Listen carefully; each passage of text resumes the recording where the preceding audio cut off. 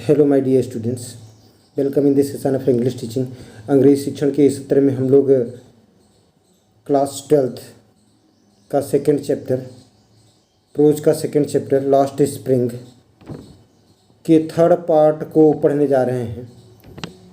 Last spring खोया हुआ बसंत, जिसको अनीस जंग ने लिखा है, इसके थर्ड पार्ट को पढ़ने जा रहे हैं। इसके पहले के दो पार्ट्स को अगर आपने नहीं देखा है तो डिस्क्रिप्शन बॉक्स में लिंक पड़ी है, जाकर देख लीजिएगा। आइए देखें ये कहानी वक्ता क्या बता रही हैं। कहानी वक्ता और साहेब ए आलम की वार्ता चल रही है। अब साहेब ए आलम कहानी वक्ता को कहता है कि I sometimes find a rupee even a 10 rupee note. कभी कभी मुझे 1 रुपया मिल जाता है। यहाँ तक कि 1 रुपया से भी ज़्यादा मिल जाता है। 10 रुपये का नोट भी मिल जाता है। साहेब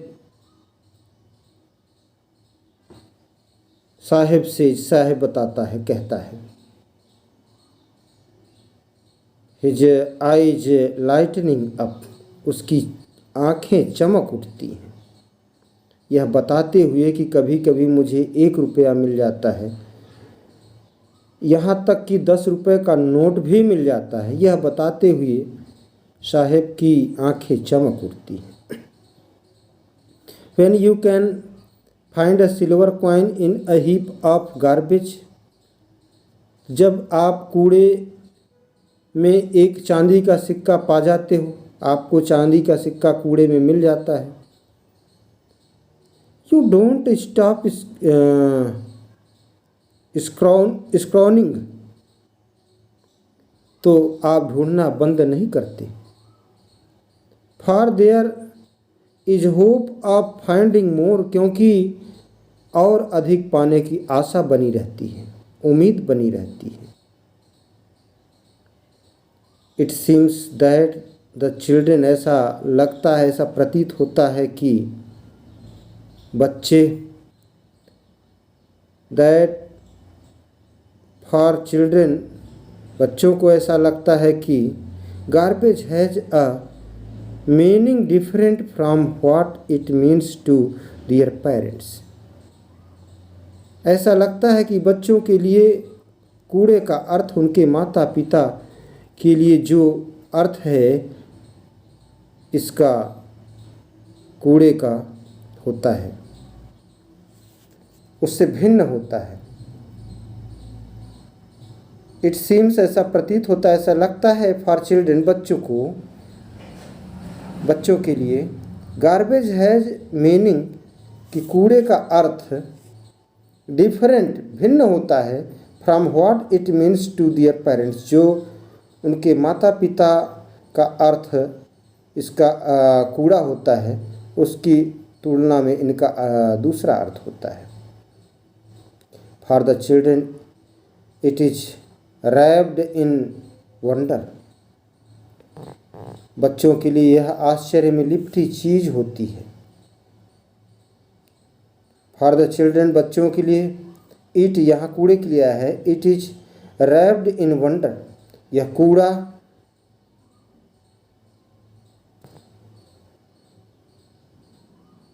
आश्चर्य में लिपटी हुई चीज होती है। फॉर द एल्डर्स, बड़ों के लिए, बड़े बूढ़े लोगों के लिए, it is means of survival, यह जिंदा रहने का साधन होता है, उनकी जीविका होती है, आजीविका होती है कूड़ा। वन विंटर मॉर्निंग, एक दिन जाड़े के सुबह में, सर्दी के सुबह में, I see Saheb standing by the fence gate of the neighbourhood club, मैंने साहब को क्लब के फेंस, 4 दीवारी के गेट पर खड़े हुए देखा। द नेबरहुड क्लब, पड़ोस के, पास के क्लब के बाड़ में लगे दरवाजे के नज़दीक खड़े हुए देखती। देखती हूँ। Watching two young man dressed, और ये देख रहे हैं। Two young man dressed in white playing tennis, सफ़ेद पोशाकों में, सफ़ेद वेशभूषा में टेनिस खेलते हुए ध्यानपूर्वक देख रहा है। आई लाइक गेम, मुझे खेल पसंद है। आई लाइक गेम, मुझे खेल पसंद है। He hums, content to watch it standing behind the fence. He hums, वह गुनगुनाता है। कंटेंट टू वॉच, संतुष्ट है। कंटेंट, संतुष्ट है। Watch it standing behind the fence, fence चार दीवारी के पीछे खड़े होकर देखकर ही वह संतुष्ट है। आई गो कहता है, साहिब कहता है, आई गो इनसाइड, मैं अंदर जाता हूँ, अंदर चला जाता हूँ।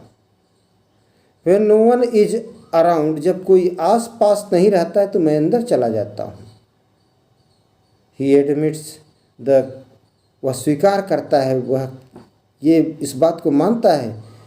The gatekeeper lets me use the swing, कि द्वारपाल मुझे जो गेटकीपर है, द्वारपाल, वॉचमैन, मुझे झूला झूलने देता है।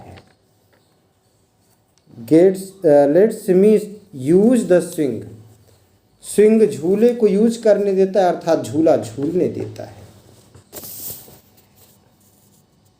Saheb too is wearing tennis shoes, Saheb ही टेनिस खेलने वाले जूते पहन रखे हैं। That look strange over his discoloured shirt and shorts, जो उसकी रंग उड़ी, डिसकलर्ड बदरंग हुई, डिसकलर्ड बदरंग हो गई है, कलर उड़ गई है, जो उसकी रंग उड़ी शर्ट एंड शॉर्ट्स, और निक्कर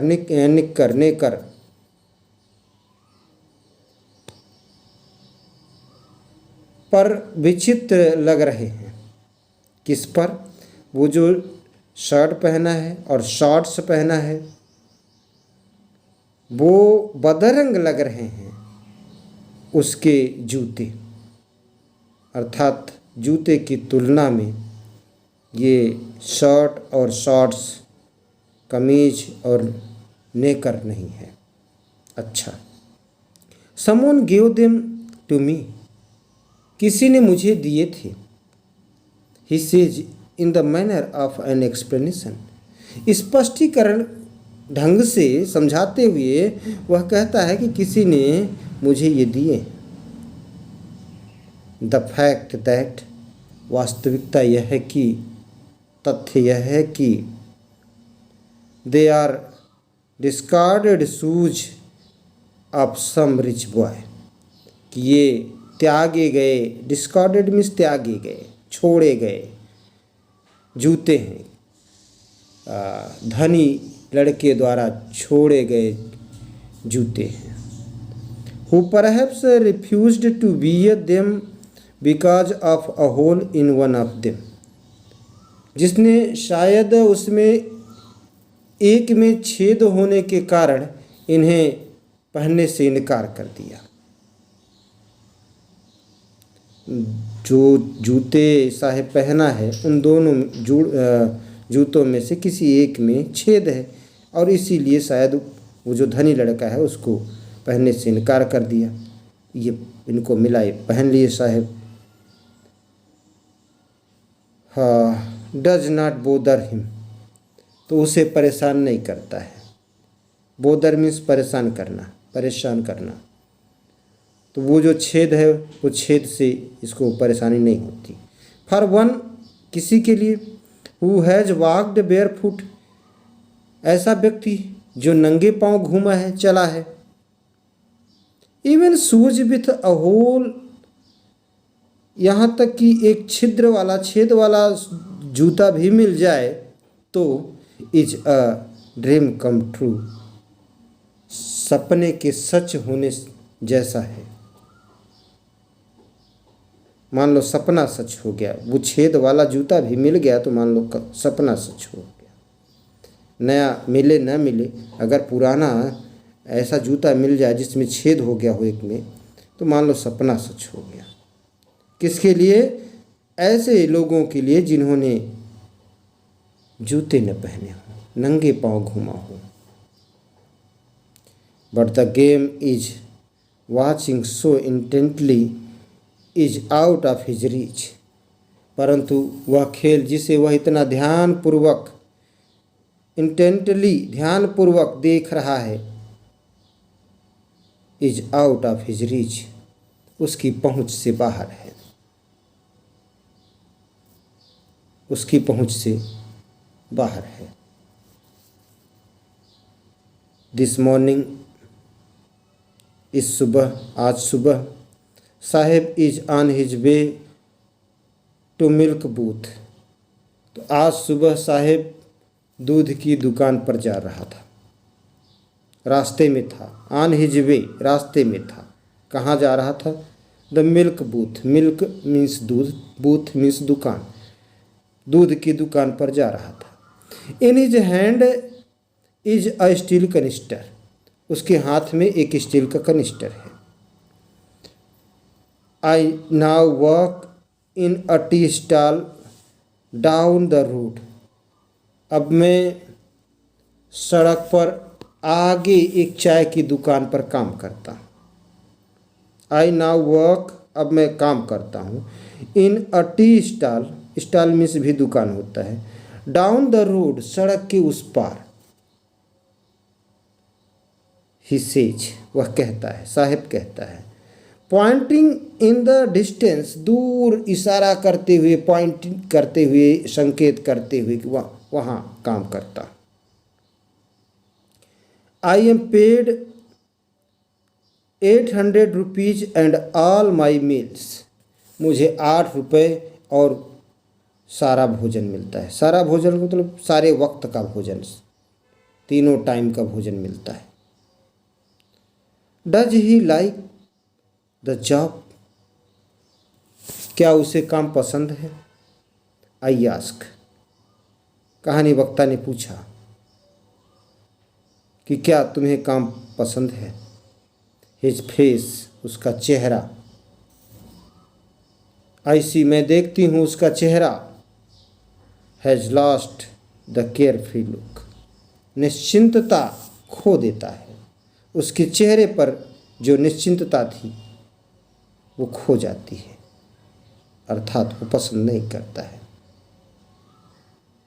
the steel canister seems heavier, वो स्टील का कनिस्टर उसको अधिक भारी लगता है।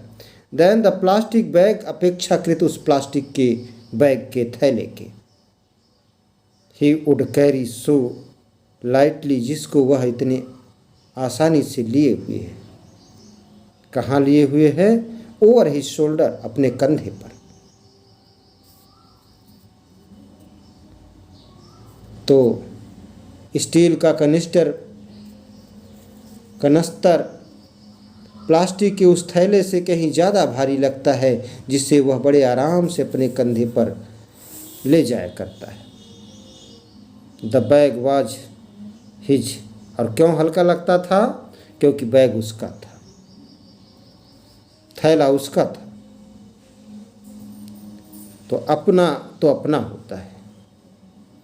The canister belongs to the man who owns the tea shop, कनस्तर उस आदमी का है जो चाय की दुकान का मालिक है।